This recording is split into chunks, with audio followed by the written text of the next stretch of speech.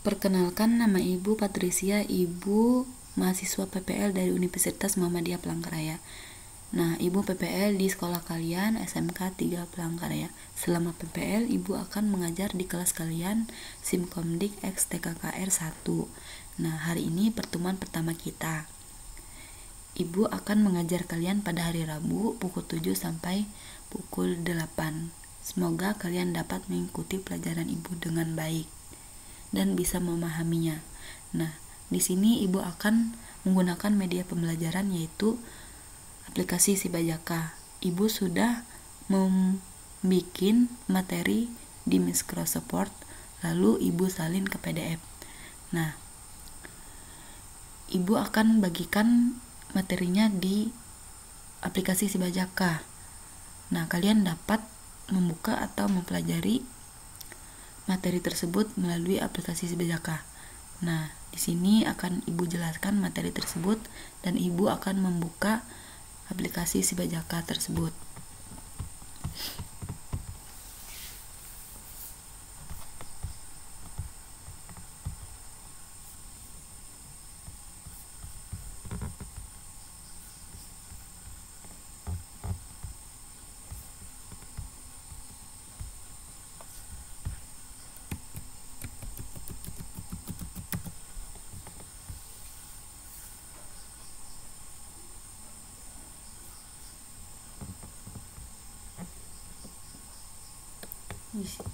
Di sini Ibu akan cari kelas kalian yaitu Simkomdik X TKKR 1.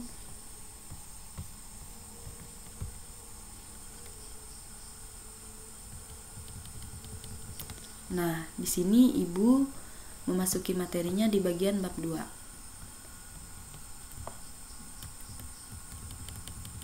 Yaitu tentang pengolah kata.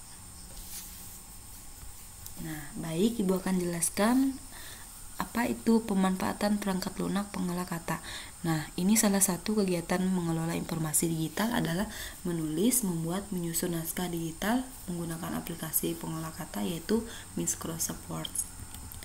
Nah, di sini ada gambar, tetapi gambarnya tidak jelas. Kalian dapat membuka laptop kalian atau membuka Microsoft Word agar kalian dapat melihat keterangan elemen dasar Microsoft Word.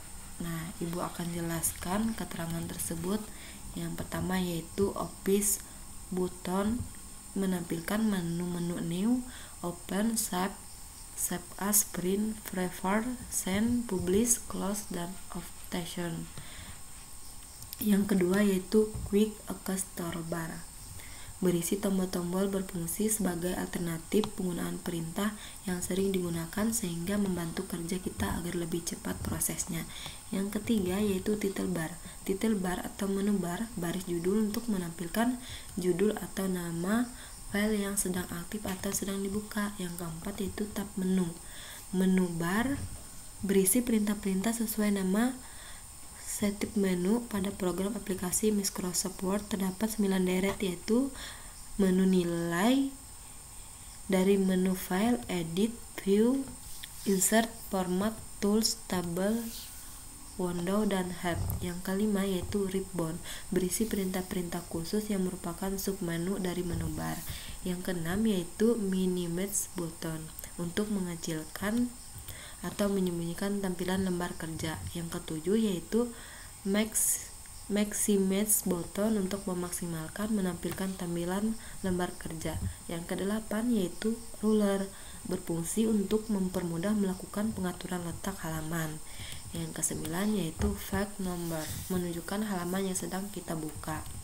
Yang ke-10 yaitu number of words, menampilkan jumlah halaman, kata, huruf tanpa spasi, huruf dengan spasi, paragraf, dan baris. Yang ke-11 yaitu status bar, baris horizontal yang menampilkan informasi jendela dokumen yang sedang ditampilkan antara lain print layout, full screen reading, web layout, outline, drive, fact, dan word. Yang ke-12 yaitu dokumen window, tempat di mana kita dapat mengetik teks naskah yang akan kita olah. Yang ke-13 yaitu view buttons, pengaturan jenis tampilan dokumen antara lain print layout, full screen reading, web layout, outline, dan draft.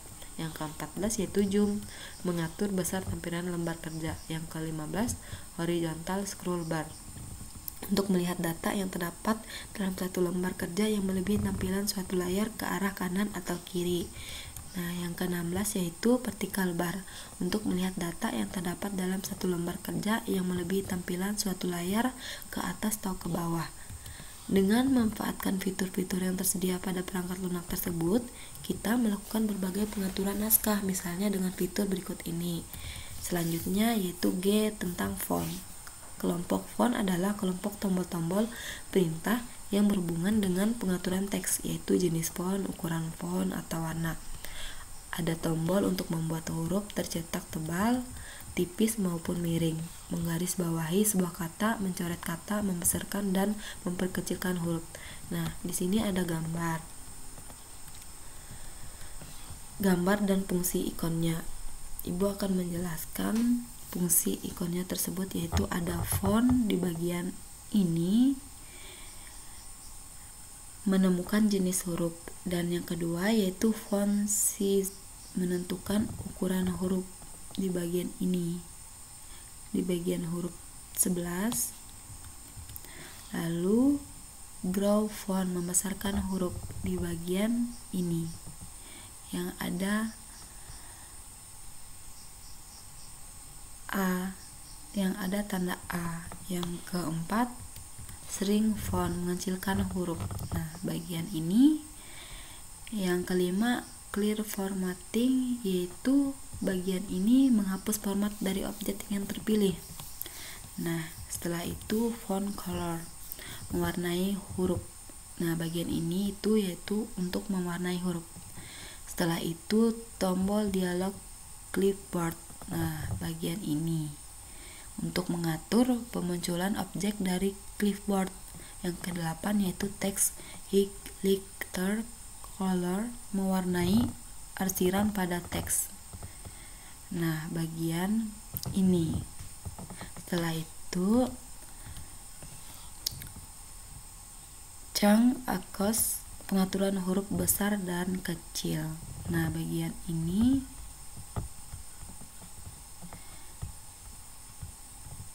Setelah itu superscript. Nah, bagian ini superscript, bagian ini mencetak teks ke atas.